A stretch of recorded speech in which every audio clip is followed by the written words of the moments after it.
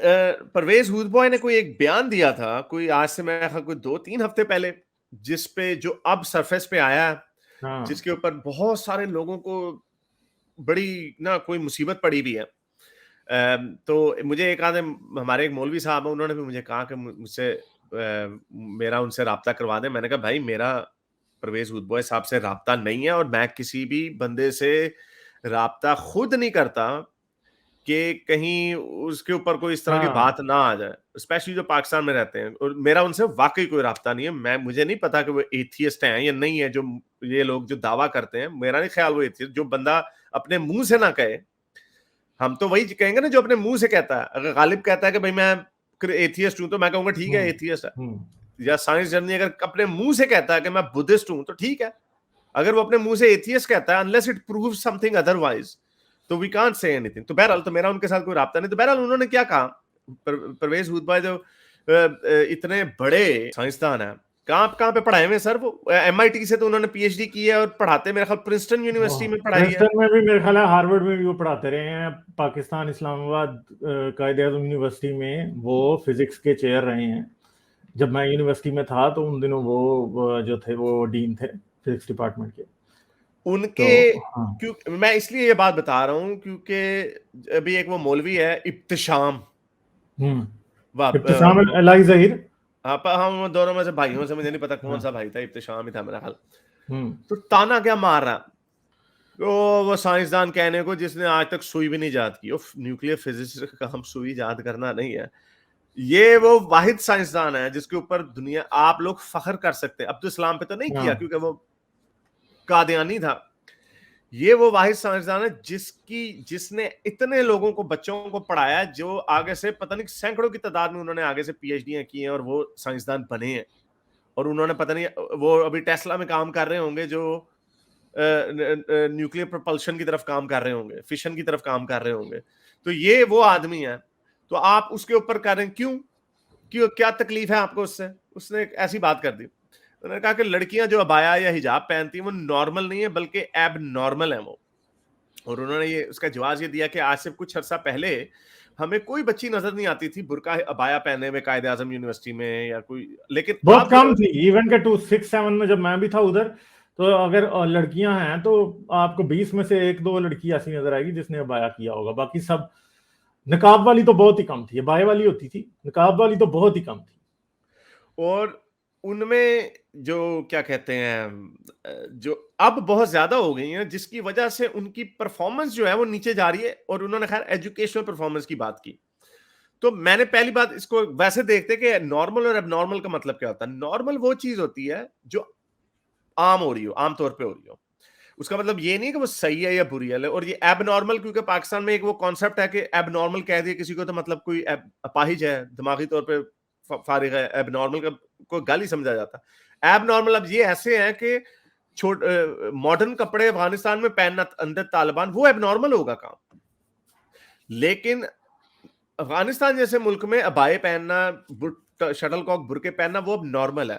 पाकिस्तान में, जो कि मुझे भी पता है 90s में कोई इक्का दुक्का बुरका होता था।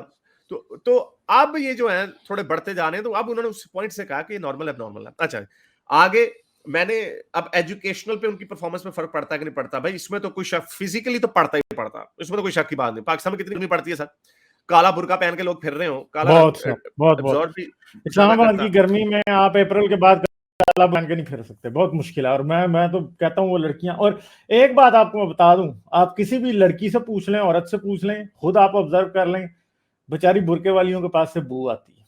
क्यों बू आती है? पसीना आया होता नीचे।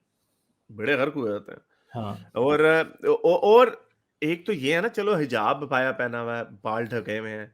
एक तो ये जो मौलवी तो कहीं पे नहीं रुकता, वो जो रोका हुआ होता उन्होंने, वो तो देख रही है उस झारीदार, उस जाली वाले बुरके में से देख रहे हैं। ये इससे बड़ा जुल्म क्या होगा?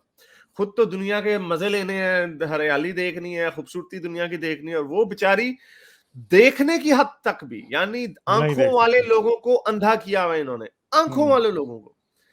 आप बात ये करेंगे नहीं सारे नहीं पहनते, भाई ये तो जो पहनते हैं उनकी बात करो ना। फिर क्या आप इसको कंडेम करेंगे? इसको नहीं, इसको हम्म कंडेम करेंगे, जो औरत जो एहतजाज कर रही है।